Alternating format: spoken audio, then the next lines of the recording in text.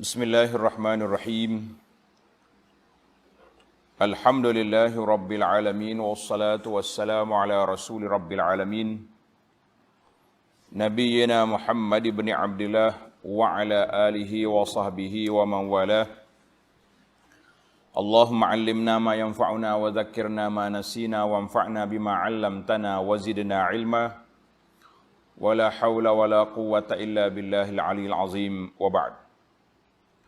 Muslimin dan muslimat, para jemaah dan para penonton sekalian, Assalamualaikum warahmatullahi wabarakatuh. Alhamdulillah, kita panjat kesyukuran kepada Allah Azza wa Jalla kerana pada hari ini, pagi Jumaat 19 hari bulan Jun 2020, bagi kita di negeri Kelantan ini kira hari yang bersejarah. Setelah masjid Jumaat itu terkurung bermula daripada 20 Mac 2020, bermakna genap 3 bulan. 3 bulan masjid lockdown, kata orang, terkurung. Hari ini dibuka. Walaupun dengan SOP, dengan jaraknya, kita kata Alhamdulillah. Kerana itu ana di awal lagi saya beri peringatan kepada para jemaah. Sekarang ni masjid sudah dibuka. Cuma kita bimbang, takut hati pula tak terbuka dah nak pergi masjid. Selesa dah jadi imam di rumah. Berasa sedap dah duduk rumah pula. Ni masalah besar bagi kita. Pandai dah jadi imam, tak mau pergi dah. Kita kata lah, solat itu kena pergi solat di masjid. Khususnya bagi kaum lelaki.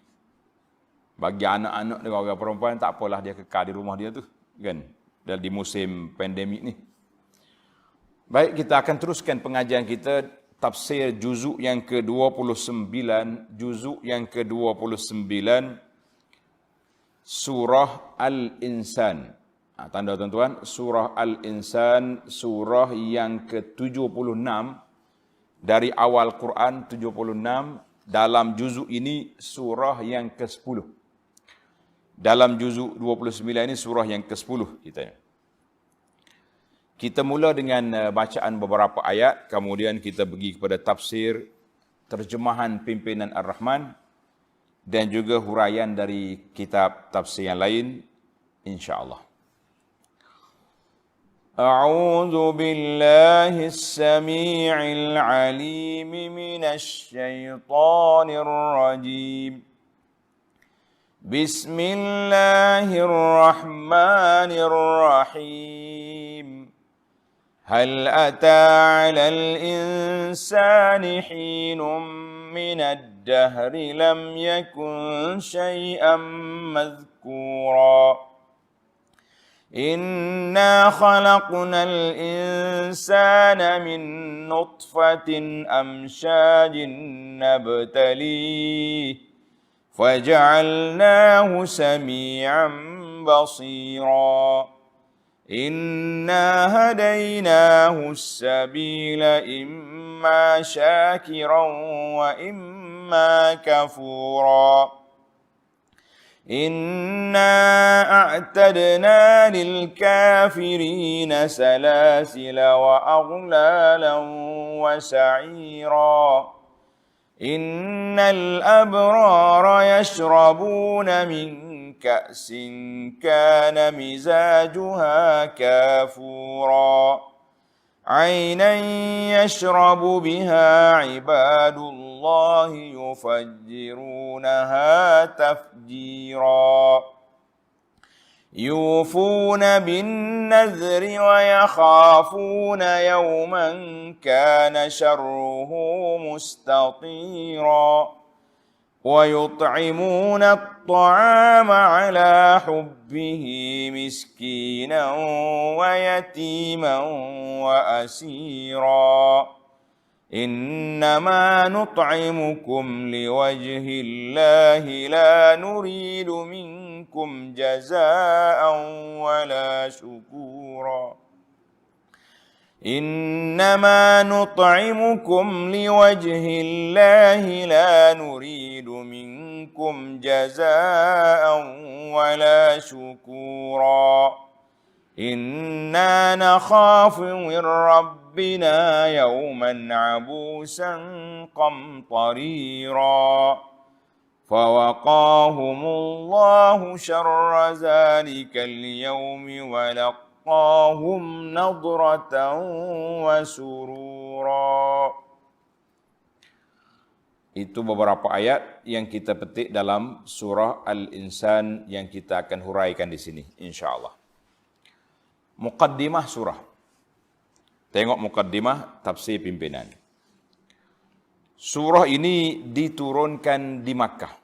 Dia panggil suratun makkiyatun. Surah yang diturunkan di Makkah. Mengandungi ayat dianya 31 ayat. 31 ayat. Kita tidak banyak. Cuma kita ya tak hafalnya. Nah, kalau nak tidur baca surah Al-Mulk 30 ayat. Pagi-pagi baca pula pagi Jumaat surah Al-Insan 31 ayat. Campur dengan kawan dia surah As-Sajadah. Baik, surah ini 31 ayat diturunkan di Makkah. Sebagaimana yang telah ana sebut beberapa kali, bila kita kata ayat makkiyatun, surah yang diturunkan di Makkah, maka dia mempunyai ciri-ciri yang tersendiri. Kebanyakannya makkiyatun ini dia mari dalam keadaan cerita-cerita dia tentang hari kiamat, cerita dia tentang keimanan kepada Allah Azza wa Jalla. Sebab apa? Sebab masa tu suasana di Mekah tu sangat gawat.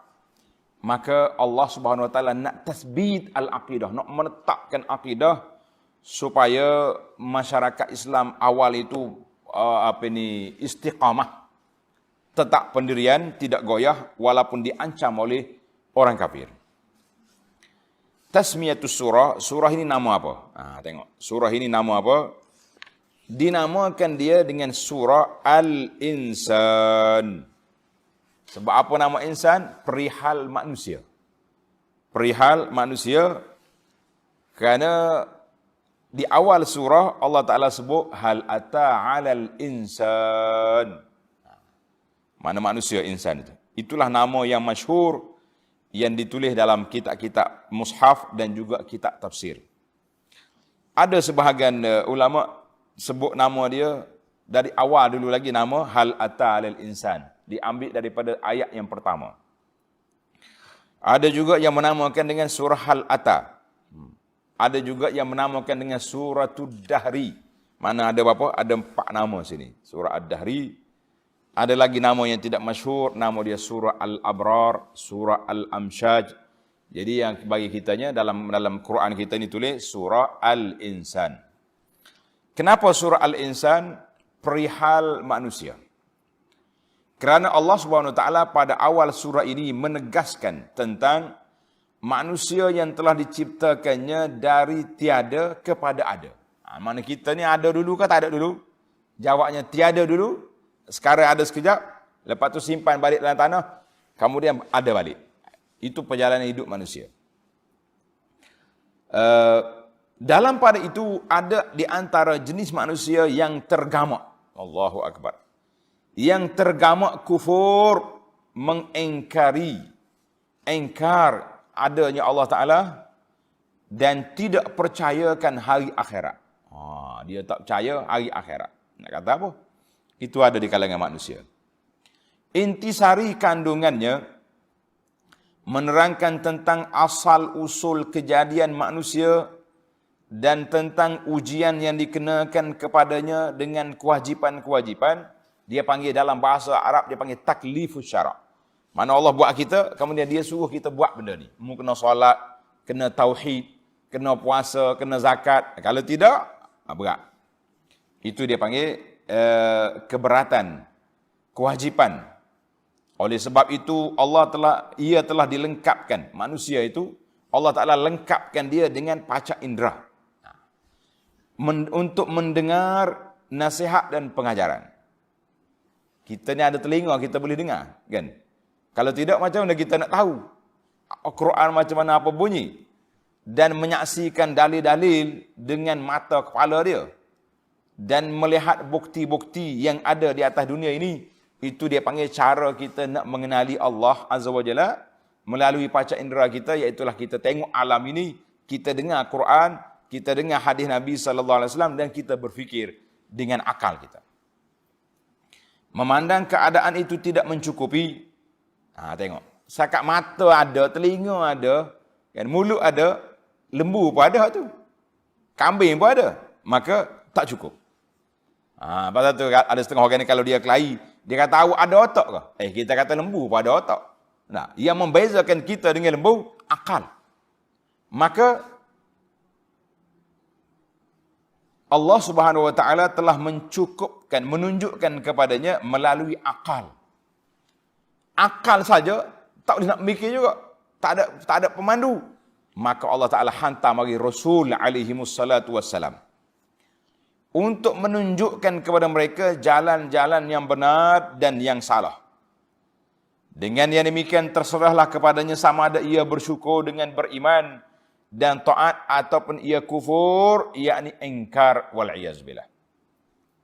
Setelah itu lalu diterangkan balasan yang sebaik-baiknya yang akan didapati oleh orang-orang yang beriman dan akibat yang buruk yang akan menimpa orang-orang yang menentang kebenaran. Surah ini diakhiri dengan menegaskan bahawa segala keterangan yang disebutkan adalah menjadi peringatan. Maka sesiapa yang mahu kebaikan dirinya, bolehlah ia mengambil jalan yang menyampaikan kepada keredaan Allah. Siapa dia nak selamat, cari jalan hak Tuhan redha. Dalam pada itu, tiadalah manusia berkemahuan melakukan sesuatu perkara melainkan dengan cara yang dikehendaki oleh Allah Azza wa Jalla. Ia memasukkan siapa yang dikehendakinya menurut peraturan yang ditetapkan ke dalam rahmatnya, dan sebaliknya orang-orang yang zalim disediakan baginya balasan buruk yang sesuai dengan kejahatan yang dilakukan oleh masing-masing. Itu muqaddimah. Baiklah para jemaah sekalian, kerana itu saya syorkan sangat supaya para jemaah, para pelajar yang nak ikut pengajian kita ni beli tafsir Pimpinan Ar-Rahman. Kalau di masjid tak apalah, kita ada dah. Kalau di rumah masing-masing tu biar ada kitab ni supaya kita mudah memahaminya, insya-Allah. Baiklah muslimin dan muslimat para jemaah sekalian, itu ayat kita ni, dan di antara surah ini, surah Al-Insan ini, surah yang Nabi kita sallallahu alaihi wasallam baca pada pagi Jumaat. Surah As-Sajdah, Alif Lam Mim, dan surah Al-Ata Al-Insan. Dia baca dua surah ni, saat rakaat pertama, rakaat yang kedua. Maka ana syorkan sangatlah kepada imam-imam supaya habiskan surah. Setengah imam kita ni dia main potongnya. Ambil surah Alif Lam Mim sikit, lepas pada dia sujud tilawah, sambung sikit berhenti. Lepas tu ambil Al-Ata pula 45 ayat berhenti. Kita kata bagi dua. Kalau takut bimbang masyarakat kita ni rasa panjang, lebih-lebih lagi zaman Covid ni diarahkan supaya tidak panjang-panjang bacaan, kan? Kita kata kita bagi dua. Minggu ni baca Alif Lam Mim Sajadah, minggu depan Hal Atal Al-Insan. Dia kata jemaah tak puas hati ustaz sebab tak ada sujud. Kita kata siapa dia suruh solat subuh pagi jemaah kerana sujud? Lah. Baca ayat tu kerana isi kandungan dia mengandungi isi cerita-cerita tentang kiamat, tentang peringatan kita terhadap kematian. Bukan kerana sujud. Dan dia begitulah suasana manusia ni. Dia tidak faham. Kalau dia pergi di imam tak sujud, dia kata tak puas hati. Subhanallah. Mari semaya subuh pagi jemaah di masjid tak sujud, tak puas hati. Kita kata bukan kerana sujud, kerana nak solat berjamaah, dan surah-surah itu dibaca mengikut sunnah Nabi sallallahu alaihi wasallam. Baiklah para jemaah sekalian, kita masuk kepada ayat yang pertama. Bismillahirrahmanirrahim. هل أتى على الإنسان حين من الدهر لم يكن شيئا مذكورا. Bukankah telah berlalu kepada manusia satu ketika dari masa yang beredar, sedang ia masih belum wujud lagi. Maknanya Allah Ta'ala kata, mu dulu tak ada pun. Masa telah berlalu beribu tahun, kamu belum wujud. Belum ada. dan tidak menjadi sesuatu benda yang disebut-sebut. Siapa nak sebut kita tak ada lagi. Lepas kita mari atas dunia, kemudian bila kita mati, disebutlah oleh orang. Anak cucu kita, tok ayah dulu, tok nenek kita dulu, keturunan kita dulu, beberapa generasi disebut. Kecuali kita panjangkan umur kita. Macam mana kita nak panjang umur kita? Ya, contohnya kita menulis kitab. Menulis kitab di antara cara nak memanjang umur. Sebab itulah salah seorang daripada imam besar dalam dunia Islam ni, nama dia Imam An-Nawawi rahimahullah ta'ala dalam fiqh mazhab Syafi'i.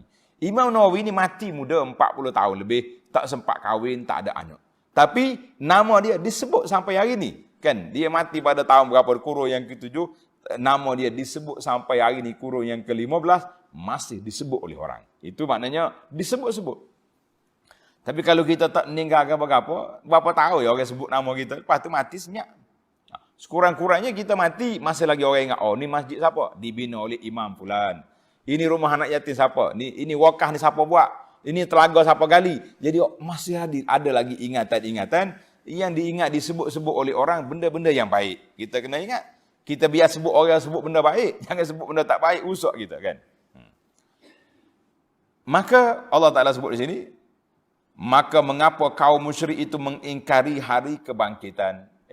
Dulu tak ada pun. Aku adakan kamu, tapi sombong ya.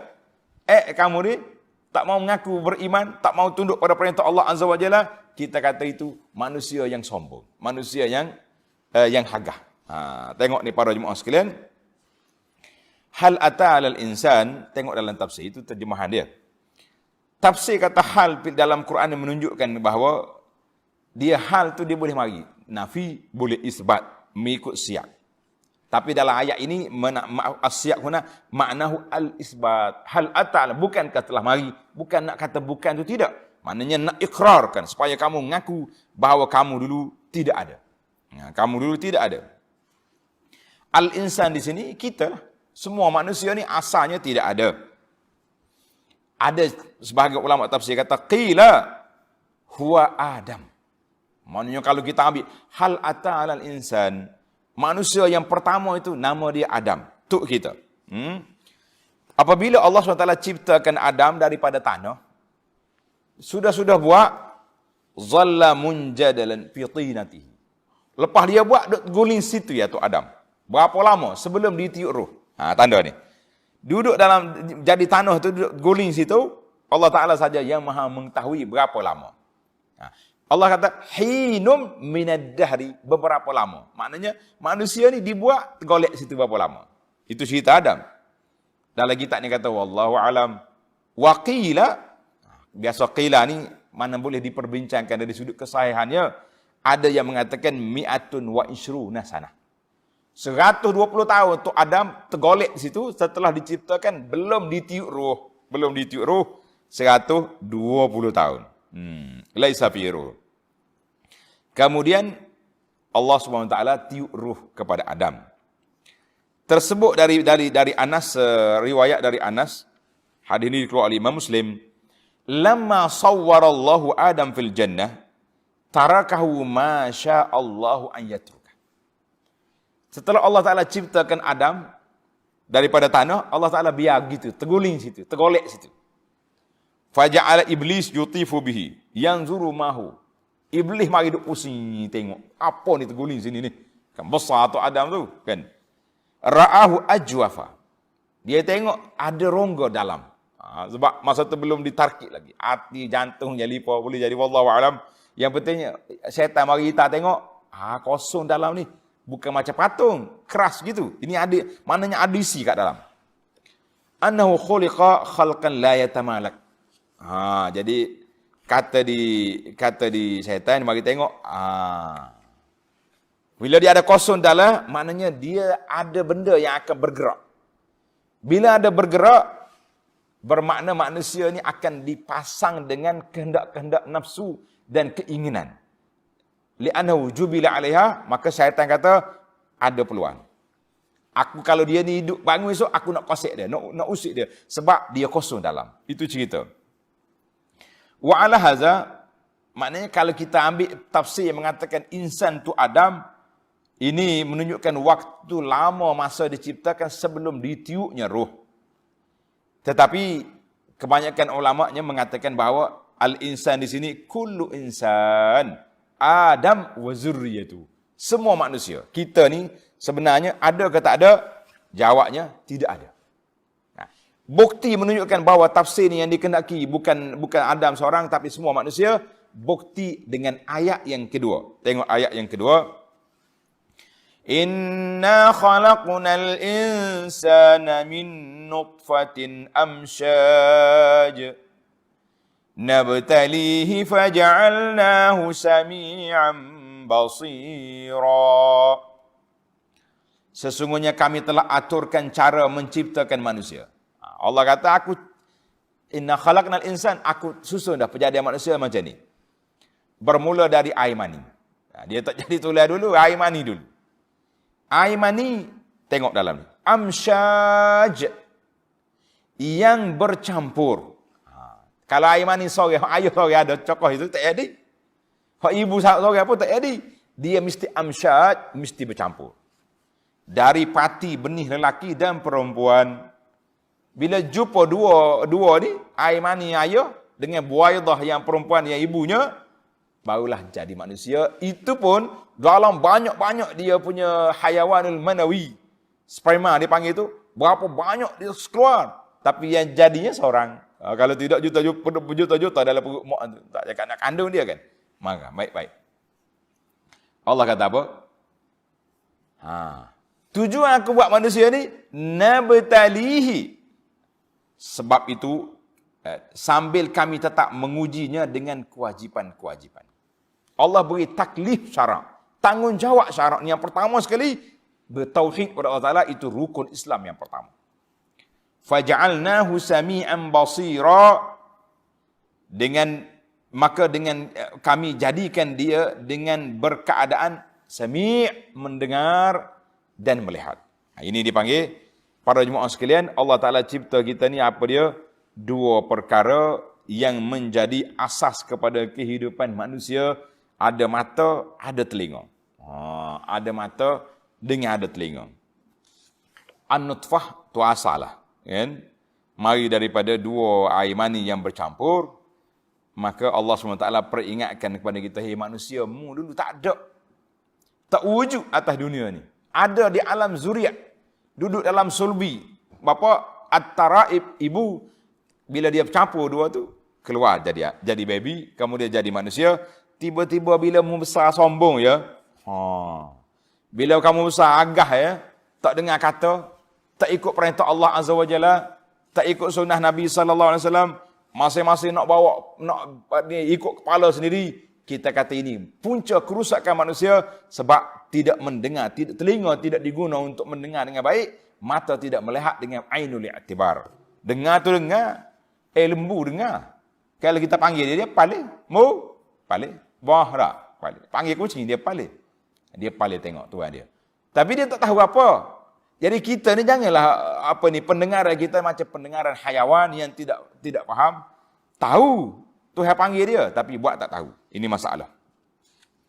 Allahu Akbar. Tuhan kata apa? Nabtalihi. Tanda tuan-tuan. Tujuan penciptaan manusia, Allah nak uji kita. Al-ibtila maknanya Allah Ta'ala uji. Kata di para ulama, ad-dunya darul ibtila. Dalam surah Al-Mulk yang kita baca, Tabarakallazi biyadihil mulku wa huwa ala kulli syai'in qadir, allazi khalaqal mauta wal hayata liyabluwakum ayyukum ahsanu amala. Sama. Allah kata aku ciptamu nabtali. Tujuan apa nabtali? Dalam surah Al-Mulk, liyabluwakum ayyukum ahsanu amala. Allah uji kita, dia nak tengok siapa di kalangan kita yang betul-betul baik amalan. Allah. Dia bukan nak tengok siapa di kalangan kita yang comel, yang besar, yang kaya, yang hebat. La. Ahsanu amala. Allah nak tengok amalan yang terbaik. Kata di Al-Imam Al-Fudhi Ibn Iyad rahimahullah ta'ala, dia tafsirkan ahsanu amala, dia kata amalan tu jadi baik apabila kita buat dengan ikhlas. Tanda tuan-tuan. Bila dibuat dengan ikhlas, yang kedua kita ikut cara yang diajar oleh Nabi sallallahu alaihi wasallam, baru jadi baik. Kalau ikhlas tapi tak ikut Nabi, tak jadi. Oh, saya solid ikut Nabi 100%, tapi tidak ikhlas, juga tak jadi. Maka dua tu kena ada. Allah Ta'ala uji kita bil hasanati wal sayyiat, dengan kebaikan, dengan benda yang buruk, dengan apa? Tadi malam dalam tajuk rehlah ke alam akhirat, ana bincang tentang kenapa Tuhan jadi syaitan. Ulama mengatakan Allah nak uji kita. Ni dalam ayat yang kita baca nanti, kan? Ayat yang ketiga baru kita nampak. Maka para jemaah sekalian, Allah jadikan sami'an basira, pendengaran dan penglihatan, wa hadza min syurutil ibtila. Tanda. Syarat ujian itu kena ada. Yang pertama, tanda. Syarat ujian yang pertama, wujudul hawas. Adanya panca indera ni. Panca indera ni kena ada. Yang utamanya, telinga, mata. Sebab kalau tak ada hot ni, macam orang kalau buta, tuli, bisu. Macam mana kita nak nyampai kepada dia? Maklumat. Kalau orang buta saja, kan, tak ada mata. Tapi telinga ada, tak ada masalah. Berapa ramai ulama-ulama besar di kalangan al-a'ma. Asal ada sebuah buku yang saya baca, nama buku tu Uzama'ul Yata, al-a'ma, pembesar-pembesar yang buta mata dia. Buta mata, tapi Masya Allah jadi pemimpin, jadi ulama besar, jadi mufti, tapi mata dia tak nampak. Sebab telinga tu ada. Maka Allah Ta'ala sebut di sini, telinga dengan mata.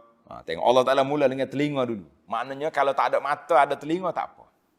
Tapi kalau tak ada mata, tak ada telinga, sudah, nak ayam. Lepas tu dia belajar juga hari ni. Orang-orang yang pekak ni, ada cara-cara dia menulis. Baca Quran apa ada, Masya Allah. Yang penting adalah teknik, cuma tak sama dengan orang yang mendengar. Kan dia tahu apa nak cakap. Baik, syarat yang kedua, tanda. Syarat yang kedua, kalau ada telinga, ada mata, dia kena ada al-aqlu wal-fahmu. Mesti ada akal dan mesti ada kefahaman. Bosakah ada telinga saja dengan mata, tapi tak ada akal, tak jadi apa? Maka itu syarat yang kedua. Syarat yang ketiga, hidayatullah ta'ala lil insan bil fitrah. Allah Ta'ala beri kepada manusia ni dilalatul fitrah. Mana asal kejadian manusia itu beriman kepada Allah Ta'ala. Dalam hadis Nabi kita sallallahu alaihi wasallam bersabda, kullu mauludin yuladu ala al-fitrah. Semua anak yang dilahirkan itu di atas landasan bersih, putih, tauhid. Kemudian ibu bapa lah yang mencorakkan dia, sama ada jadi Yahudi, jadi Nasara, jadi liberal, jadi LGBT, jadi apa? Kemudian mengikut gaya hidup dia. Waliyazubillah. Yang pentingnya kita kena berhati-hati di dalam masalah ini. Baik, para jemaah sekalian, maka Allah Ta'ala bawa kepada kita ayat yang ketiga. Apa dia ayat yang ketiga? Itu dipanggil dilalah ataupun syarat yang ketiga, al-hidayah al-fitriyah. Inna hadainahu sabila imma syakiran wa imma kafura. Kerana keadaan itu tidak mencukupi. Setakat ada telinga saja, ada mata saja, ada akal saja, belum cukup. Maka sesungguhnya kami telah menunjukkan kepadanya melalui akal dan Rasul. Dua-dua sekali. Rasul mari akan berfikir. Akan jalan-jalan yang benar dan yang salah. Kamu boleh pilih. Kamu boleh fikir. Nak hak mana? Allahu Akbar. Maka terserahlah. Imma syakiran. Maka terserahlah kepadanya. Sama ada ia bersyukur dengan beriman dan taat. Tuhan kata mu pilih sendiri. Ini ataupun ia berlaku kufur dengan mengingkari kebenaran atau menjadi jahat. Mengingkari kebenaran atau menjadi jahat. Dua masalah. Maka para ulama telah menghuraikan kepada kita, jalan tu dua ada. Mu pilih nak beriman, syakiran. Allah sebut dalam ayat ini, dia tak kata imma syakiran wa imma kafiran. Dia kata wa imma kafur. Itu menunjukkan bahawa kuatnya kafir itu. Kafir ni kecil ke besar, kafir lah dia tu. Ini bahasa orang tadabbur. Dia kata Allah Ta'ala tak sebut syakiran, kafiran. Tak. Imma syakiran wa imma kafur. Kuatmu kafir. Walaupun dia kafir sikit, saya kafir kecil lah. Kafir kecil, apa dia? Semua berhala kafir kecil. Kafir juga. tetaplah dikira sebagai syirik, musyrik. Dan mana kecil kau besar, kira besar. Kesalahan itu besar, walaupun dia buatnya kecil. Dia rasa kecil. Baik. Para jemaah sekalian, di antaranya kita kena tengok di situ, apakah hidayah yang Tuhan tunjuk. Ini dalam bahasa akidah, dia panggil ulama ahlus sunnah, bukan Jabariyah. Puak-puak Jabariyah ni, manusia tidak ada pilihan, macam robot. Robot ni kita tekan suai, dia pergi. Manusia pun lagu tu juga, tak ada pilihan. Lah, kita ahlus sunnah, kita kata manusia tu ada pilihan. Allah Ta'ala beri akal, Allah Ta'ala turunkan Quran, Allah Ta'ala hantar bagi Rasul, supaya kamu berfikir. Bukan robot. Maka hidayah di sini, Allah Ta'ala tunjuk, inna hadainahu sabil. Aku tunjuk pada kamu jalan yang kamu nak lalu. Dalam surah Al-An'am, Tuhan kata, wa anna hadha sirati mustaqima. Ini jalan aku yang lurus. Satu je jalan. Sirat, jalan yang benar itu satu je. Wala tattabi'us subula. Kamu jangan ikut jalan-jalan. Mana jalan sesat tu banyak. Kan? Pernah satu hari Nabi duduk dengan para sahabat, Nabi buat garisan atas tanah. Dia buat satu garisan yang betul, Nabi kata ini siratul mustaqim, jalan yang betul, hak lain itu bercabai belakang. Jadi hak sesat ni banyak lorong, yang benar itu satu. Baiklah para jemaah sekalian, maknanya lawazimul ibtila, cara ujian tu mesti ada empat. Ada empat. Yang pertama, al-hawas. Ada panca indera, ada telinga, ada mata. Yang kedua, ada akal. Yang ketiga, al-hidayatul fitriyah. Dilalatul fitrah. Secara semula jadinya, manusia ini mengakui ada Allah Azza wa Jalla. Dan yang keempat, barulah dia mari al-hujjah al-syar'iyah wal hidayatul rabbaniyah. Hujah-hujah syarak dan pimpinan daripada Allah Azza wa Jalla. Dengan cara mana? Dengan Allah Ta'ala turunkan kitab dan mengirim, menghantar bagi Rasul-Rasul alaihimussalatu wassalam. Dalam ayat ini Tuhan mula dengan imma syakiran. Kamu beriman, sebab itulah yang Tuhan nak. Wa imma kafur, ada tepi tu, ke tepi. Kan? Kita ada tepi situ, jangan ambil yang ni. Orang panggil tartib dari sudut susunannya. Allah kata aku nak hak ni. Imma syakiran, mu ambil yang beriman. Maka dimulai dengan asyakir. Baiklah, kalau kamu pilih jalan yang kedua, kafura, apa jadi? Tengok ayat yang keempat. Inna a'tadna lil kafirina salasila wa aghlalan wa sa'ira. Allahu Akbar. Dalam pada itu, kalau mu pilih jalan yang kedua, kafura, jalan yang jahat, berlaku kufur dengan mengingkari kebenaran atau menjadi jahat, sesungguhnya kami telah menyediakan bagi siapa yang berlaku kufur atau menjadi penjahat di atas dunia ini, salasila. Salasila. Apa nama salasila? Iaitu beberapa rantai. Wa aghlalan, dan belenggu. Wa sa'ira, serta neraka yang menjulang-julang. Pasal itulah kalau orang mengaji nahwu salasila, kan? Jadi salasila tu banyak satu lughatan dalam Arab. Panjanglah dia punya perbahasan. Naknya dia punya silsilah tu mana rantai. Biasanya kata di para ulama, kan, kalau rantai ini tangan, dia ikat tangan, itu rantai. Kalau aghlal itu belenggu, ikat di tengkuk. Mana orang jahat ni biasanya dia ikat tangan dia letak di tengkuk, ikat situ, tak nak bergerak. Allah gambarkan bahawa orang jahat ni salasila wa aghlalan, tangannya diikat, tengkuknya dibelenggu, wa sa'ira, campur dalam neraka, na'uzubillah. Allahu Akbar. Ayat yang kelima. Innal abrara yashrabuna min ka'sin kana mizajuha kafura. Allahu Akbar. Hak kafir dengan belenggunya, dengan rantainya, dengan cukup pengikat-pengikat, macam-macam lah. Kan? Dalam ayat Ghafir, izil aghlalu fi a'naqihim wassalasilu yushabun. Belenggu di tengkuk, rantai di tangan. Surah Ghafir 71. Dalam surah Yasin, inna ja'alna fi a'naqihim aghlalan fahiya ilal azqan. Maknanya rantai belenggu sampai ke tengkuk. Allahul musta'an. Kita minta perlindungan Allah Taala daripada sifat-sifat orang jahat ini. Kemudian kita nak orang baik. Allah kata apa? Innal abrar, sesungguhnya orang-orang yang berbakti, albir, dengan melakukan ketaatan dan amal-amal kebajikan. Tengok nota di bawah. Setelah menerangkan balasan buruk yang disediakan bagi orang-orang yang kufur ingkar, maka mulai ayat ini dipanggil ilmu tadabbur. Ayat ini kita kena perhati gitu. Mana episod baru kita nak cerita di sini bermula daripada ayat ini. Allah Subhanahu Wa Taala menerangkan pula balasan baik yang akan didapati oleh orang-orang yang beriman dan taat. Apa yang kita dapat? Abrar, orang baik. Albir, itu makna orang yang bersifat dengan kebaikan, kebajikan. Apa kebajikan itu? Taat kepada Allah Ta'ala dan buat amal yang baik. Akan meminum dari piala. Dia panggil ka'sun. Ka'sun ni piala. Kalau kita tengok biasanya kap. Orang putih kata kap. Ambil daripada Arab tu, ka'sun, kap.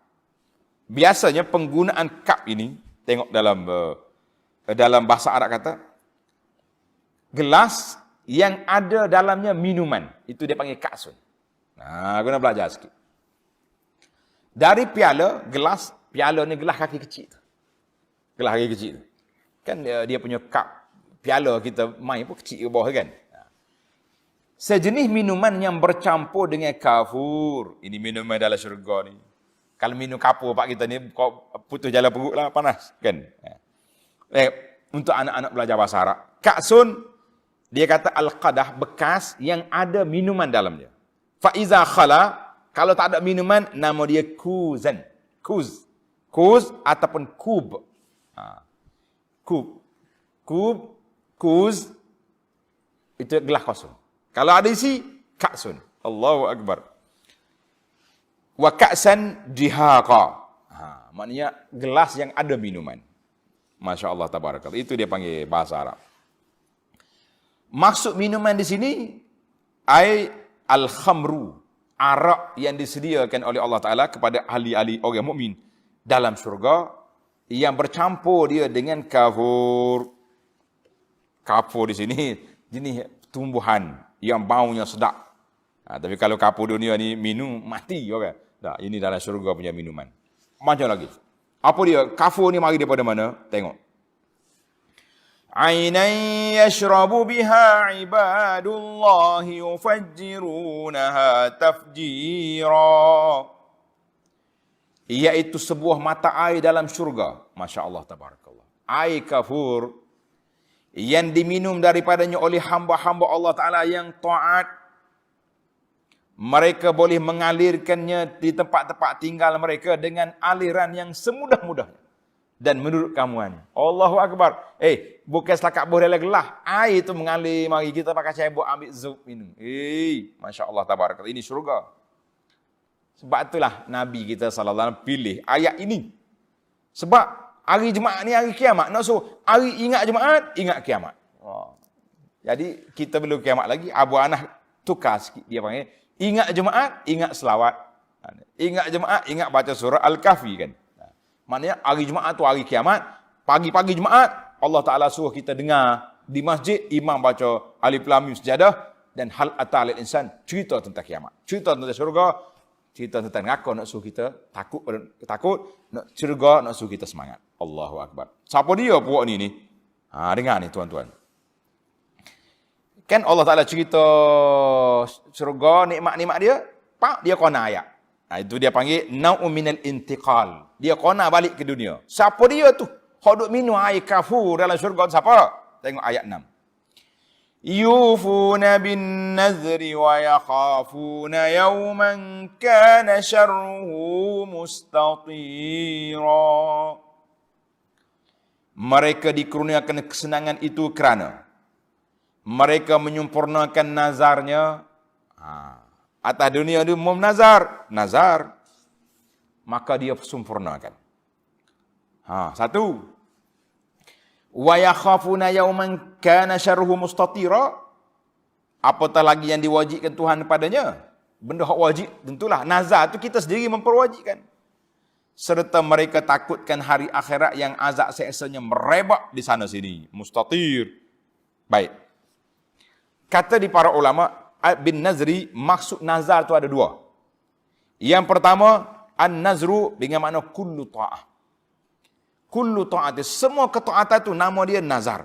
Sebab itu benda yang wajib. Asalnya wajib daripada syarak. Summal yaqdu tafasahum wal yufu nuzurahum. Allah Taala sebut dalam cerita haji, tunaikan haji kamu, kan? Kamu tunaikan nuzur dengan mana ibadat-ibadat ketaatan yang lain. Ada ulama katakan an-nazrul khas, nazar yang khas. Apa dia nazar? Maknanya kita biasanya kalau kita sebut nazar, kita akan balik ke hak ni. Nazar khas ini. Apa dia nazar khas ini? Iaitulah ma'aujabahul muslimu ala nafsihi. Seorang itu memperwajibkan satu benda yang tak wajib ke atas diri dia.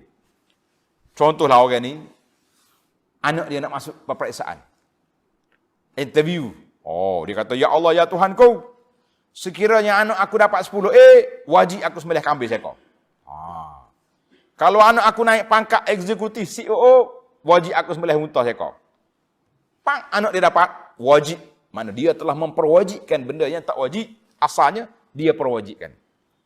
Jangan duk cari pasal. Ni ada setengah orang ni, kalau anak aku dapat gini-gini, wajib aku atas aku puasa sebulan. Cari penyakit. Bila anak dia boleh sungguh, Ustaz, tak ada ke undang-undang lain? Tak payah puasa, kita bayar-bayar. Kata awak pandai-pandai nak memperwajibkan atas diri. Maka kata itu, kerana itulah para ulama mengatakan nazar ini bukan satu benda yang baik. Sebab apa? Sebab bersyarat dengan Tuhan. Ya Rabbi, kalau sembuh penyakit aku ni, aku nak sembelih kambing. Tak usah duduk bersyarat dengan Tuhan lah. Benda tu sudah Allah takdir dah. Sakit sembuh akan ada, insya-Allah. Tak sembuh mati, dua tu. Jadi kita pergi bersyarat dengan Tuhan juga. Kalau sembuh kita buatlah kenuri kesyukuran. Tak payah bernazar. Kalau kita tak ada kemampuan, tak ada kewajipan. Tapi kalau kamu dah bernazar, kamu telah memperwajibkan suatu perkara yang tidak wajib. Susah tak susah? Nabi kata apa ni? Nabi kita larang daripada bernazar.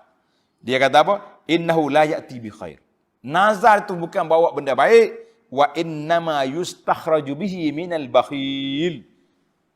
Allah Ta'ala nak keluarkan harta orang bakhil, dia buyar gitu nazar. Aku ni kalau aku dapat projek gini, wajib aku sembelih kambing seekor. Dia ni bakhil hangi, bersyarat dengan Tuhan. Dah. Maka bolehlah kita. Hadis ini dalam akhrajahu Bukhari wa Muslim min hadis Ibni Umar. Jadi para jemaah sekalian, nazar tidak digalakkan. Bahkan dalam kitab Ba'du Salaf dia kata haram. Tapi majoriti kata tidak haram. Cuma makruh ataupun tidak digalakkan. Jangan duduk nazar. Ni sikit-sikit nazar. Nazar pula kadang-kadang dia berat-berat, lepas tu tak mampu nak buat. Susah kita. Ana tak hurai banyak di sini para jemaah sekalian. Tengok dalam kitab kita, dalam ana sudah syarah kitab Fiqh Manhaji dalam bab nazar. Detail di situ. Cara nak jadi nazar macam mana? Tengok dalam Fiqh Al-Manhaji bab An-Nazr. Sudah ada. Baiklah, Allah kata ini, wa yakhafuna yawman kana syarruhu mustatira. Mereka ni takut sungguh-sungguh. Kita ni ada 3 tahap manusia. Tanda. Yang pertama, orang buat ibadat kerana takut. Aku ni kalau tak buat kena neraka, kita buat. Kenapa semangat solat sunat tu? Nabi kata sallallahu alaihi wasallam, siapa dia jaga solat sunat 12 rakaat, Allah Taala beri pada dia apa dia? Mahligat dalam syurga. Kita buat tak tinggal 12 rakaat tuan-tuan. Tak ada masalah bagi kita orang awam itu tidak menjadi masalah. Ada setengah orang kata, buat syurga, buat ibadat kerana nak syurga, tak boleh. Tak boleh mana Nabi offer, Nabi yang bagi tawaran. Kenapa tak boleh? Namun begitu, kita kena berjalan serentak. Raja, khauf, mengharapkan pahala, takutkan azab, mesti jalan serentak. Seperti burung terbang dengan 2 sayap. Namun begitu, al-hub a'zamu minhuma. Darajat yang ketiga, darajatul hub, ini lebih tinggi daripada 2 tadi. Kenapa buat solat? Cintakan Allah. Kenapa puasa? Cintakan Allah. Kenapa zikir? Cintakan Allah. Itu darjat lebih tinggi daripada mengharapkan pahala, takutkan dosa. Tapi tidak salah. Alhamdulillah. Itu dia panggil tingkatan darajat. Manusia itu berbeza-beza. Kita pun tak boleh nak buat satu level. Level kita macam-macam kan. Siapa dia lagi orang tu? Orang hendak minum air kaksan tadi. Siapa dia? Menunaikan nazar. Mana tunai semuanya fardu-fardu ataupun yang bernazar khas dia tunaikan. Jangan pandai cakap saja tak buat. Kemudian mereka juga takut pada Allah Taala dan apa sifat dia lagi? Tengok ayat yang ke-8. Wa yut'imuna at-ta'ama 'ala hubbihi miskinan wa yatiman wa asira. Allahu akbar. Mereka juga memberi makan benda-benda makanan yang dihajatinya dan disukainya. Kepada siapa? Kepada orang miskin. Biasa orang miskin ni, dia berhajat 2 kali. Dia lapar dan dia nak pada makanan. Kalau orang kaya saja, nak makan. Tapi tak semestinya dia lapar. Dia banyak makanan di rumah dia. Sebab itulah Allah Ta'ala sebut sini, miskin. Kita beri makan pada orang miskin yang sangat berhajat. Kalau makan orang lain boleh tak boleh pahala? Boleh. Boleh pahala. Tapi darjat orang miskin ni, dia sangat berhajat dan sangat nak pada makanan. Sekali kita belanja dia makan, jilat sampai ke orang panggil ketah. Tak. Yang maknanya sungguhnya makan. Orang lain tu celeng-celeng gitu. Miskin, orang miskin ni makna orang yang tak ada benda dia. Pasal itulah dalam darjat miskin ni ada 2. Miskin, fakir.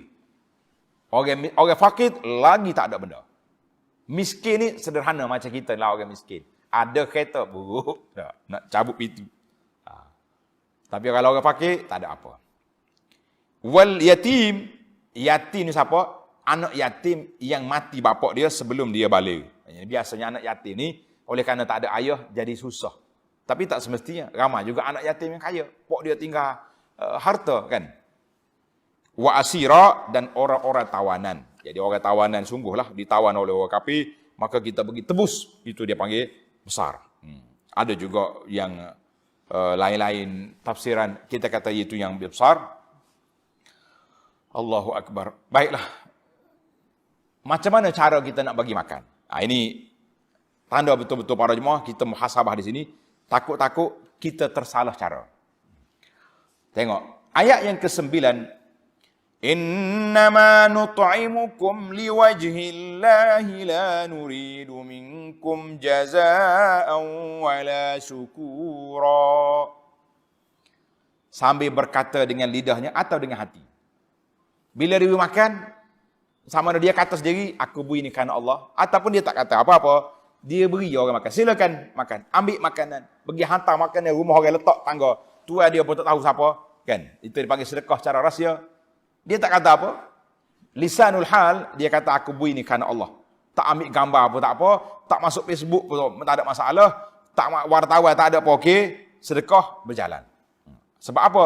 Sebab kami beri, sesungguhnya kami beri makan kepada kamu liwajhillah, semata-mata kerana Allah. Ini kita muhasabah. La nuridu minkum jazaa'an wala syukura. Kami tidak berkehendak sebarang balasan dari kamu atau ucapan terima kasih. Baik, para jemaah sekalian. Kita hari ini bila kita beri benda-benda kepada orang, kita nak terima kasih ke tak? Nak. Saya nak bagi beras ni. Tapi mari ambil gambar tu, snap. Sudah ambil gambar, Facebook. Ini kita perlu muhasabah. Penting ke tidak kita tayang benda-benda yang kita buat ni? Ataupun bagaimana kita nak kata nut'imukum liwajhillah, kami beri pada kamu kerana Allah. Timbul soalan, kata di para ulama, seorang hamba yang beri sedekah itu tidak betul-betul mendapat solid dia punya pahala yang betul-betul besar, kecuali dia mengharapkan semata-mata pahala kerana Allah Ta'ala, bukan kerana ada unsur lain atas dunia. Ini ada juga orang sedekah sebab dia dengar kan, dawu mardakum bisadaqat, ubatilah orang sakit kamu dengan sedekah. Kita kata oleh kerana kita ni sakit, kita sedekah kerana nak sembuh penyakit. Tak salah. Boleh, silakan. Tapi darjat dia tak sama dengan orang betul-betul liwajhillah. Tak ada niat lain. Ataupun kita beri nak seorang puji. Atau beri kerana nak mencari glamour. Ini masalah. Masalahnya nak cari glamour. Nak suruh orang kata pemurah. Kita dah bincang dalam bab rehlah ke alam akhirat. Kumpulan pertama akan diazab 3 kumpulan. Yang pertama orang bagi sedekah kerana nak cari glamour. Yang kedua, orang ngaji Quran kerana nak cari kemasyhuran. Nak suara kata suara sedap. Yang ketiga, mujahid yang berperan nak suara kata berani. Na'udzubillah. Ini kita takut, kan?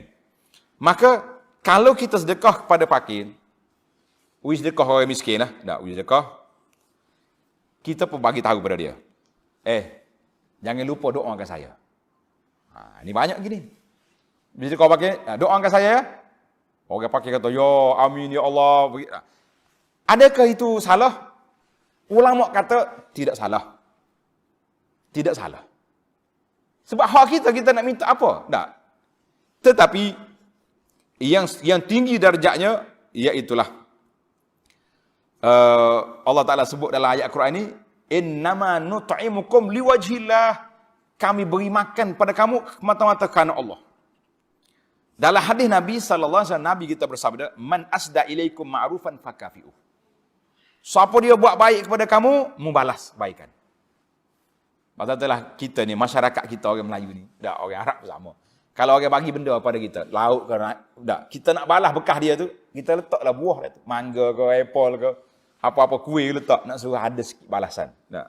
Tapi tidak syarat, orang nak bagi, ambil. Yang ni kita minta dengan dia. Doakan saya. Nabi kata apa? Kalau orang buat baik pada kamu, fakafi'u, kamu balas. Fa'illam tajid, kalau kamu nak balas tak ada. Kita orang miskin nak balas apa?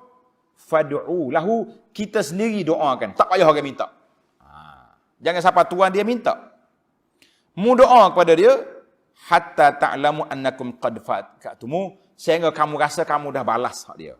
Sebab itulah bila orang bagi benda kepada kita, kita jawab jazakumullahu khairan. Jazakallahu khairan. Itu makna kita doakan dia. Kita doakan dia. Jadi kita pun bila kita beri benda-benda kepada orang, jangan diminta. Jangan minta. Itu darjat yang paling tinggi, tak usah kata apa-apa. Doakan saya, tak usah minta. Orang baik dia akan doakan. Dia sendiri kata jazakallahu khairan. Allah Taala balas pada awak. Itu hadis ini dalam Abu Daud. Pernah satu peristiwa, isteri Nabi Aisyah radhiyallahu anha, dia hantar mari sedekah.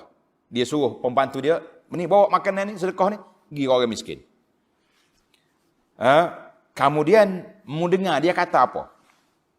Dengar ni. Aisyah hantar mari wakil dia suruh pergi sedekah. Kemudian, mu dengar dia kata apa? Isma' ma yaqul.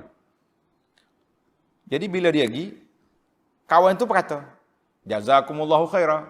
Bagi tahu kepada ataupun perempuan, jazakillahu khaira. Dia kata, kalau dia kata, mu kena balas balik doa tu. Jazakallahu khaira, kita pun nak katanya, Allah Ta'ala balas pada kamu kebaikan. Dia kata, jazakallahu khaira, kita kata, wa iyyakum aidan, Allah Ta'ala juga balas pada kamu kebaikan. Sebab apa? Sebab kita nak, dia doa kita balas balik doa dia tu. Supaya sedekah kita tadi, solid, full, dia punya pahala tidak kurang. Sebab dia balas dengan doa, kita balas balik doa. Itu dia panggil fiqh Aisyah, tingginya darjat, sampai mereka dia bimbang, takut pahala dia kurang, kerana orang itu balas dengan doa. Jadi kalau kita hari ni, apa lagi kalau kita dengar, bukan sakat balas, kita minta doa, doakan saya. Kadang-kadang kita ni, lebay orang panggil ni, penat, ustaz pergi rumah dia, kita ada jamuan sikit. Marilah ustaz ni tengah hari pula tu. Siapa-siapa mari tengok kais jadah ada. Maya ajak tu. Maya ajak pula ustaz. Sudah maya ajak, pong, capot tasbih, tahlil pula. Lepas-lepas tu, bunyi baby keluar pula, nak suruh tahnik pula anak. 3 kerja. Tengah hari, kelih-kelih menu makan laksa. Nak kata apa? Penat dia lagi ni. Dah, banyaknya kerjaan, nak panggil orang makan je. Jangan duduk banyak kerja-kerja.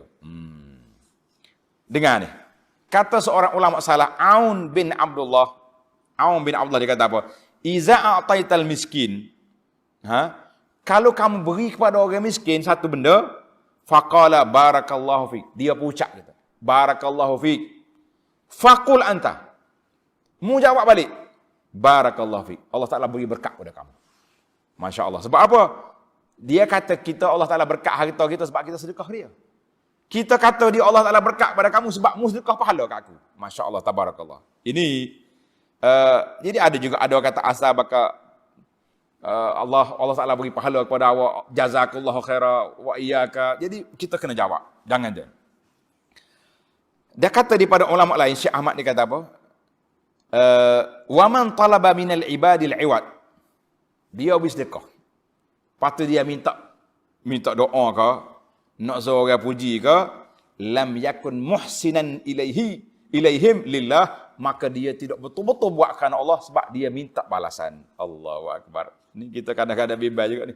Nah, dalam musim-musim ada majlis perkahwin, dia ada dua versi lah ni. Satu majlis kahwin syukur, satu majlis kahwin tak syukur. Kita nak pergi orang kahwin ni kena cek dia tengok.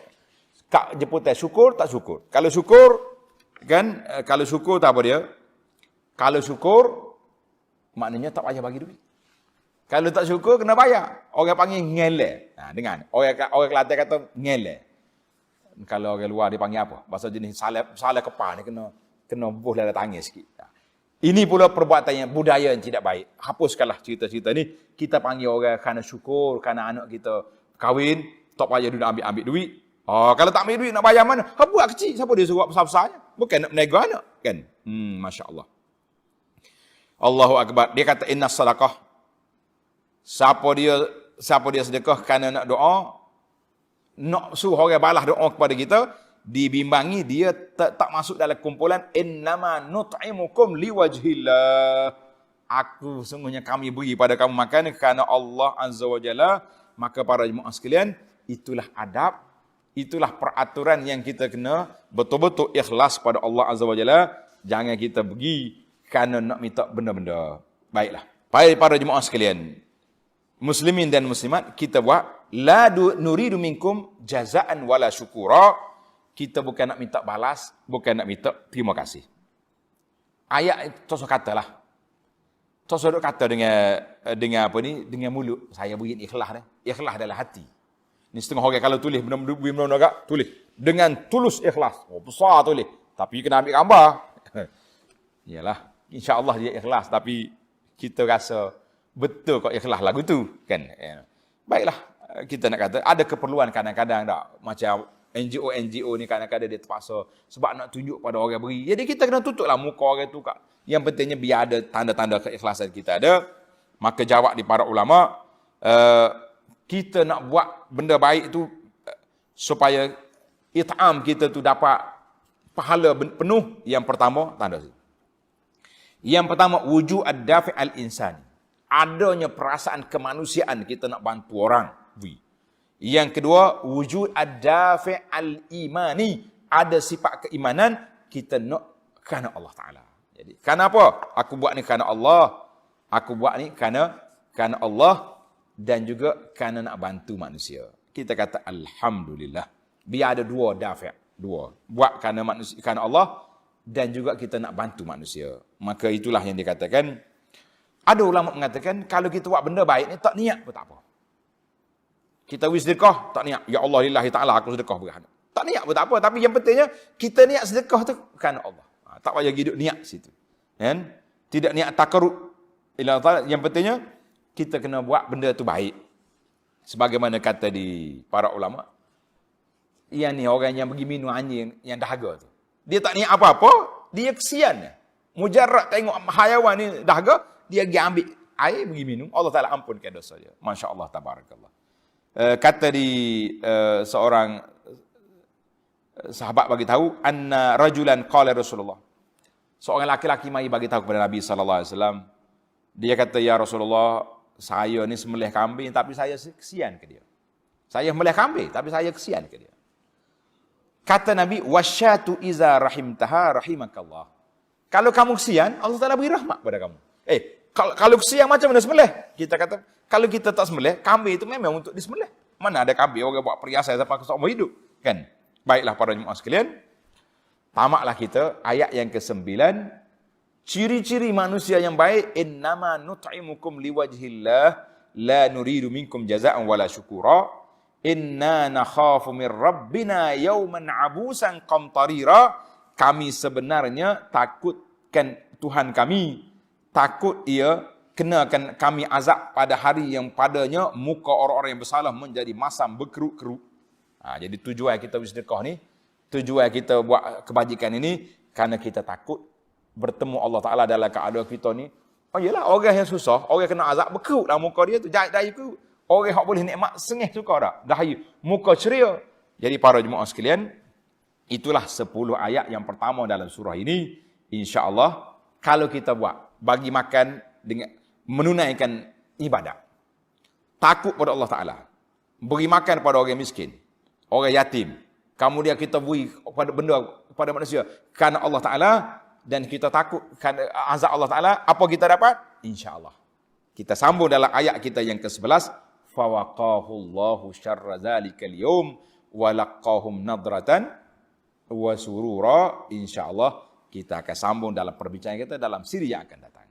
Subhanakallahumma wa bihamdika asyhadu an la ilaha illa anta astaghfiruka wa atubu ilaik. Wa sallallahu ala nabiyyina Muhammadin wa ala alihi wa sahbihi ajma'in walhamdulillahi rabbil alamin.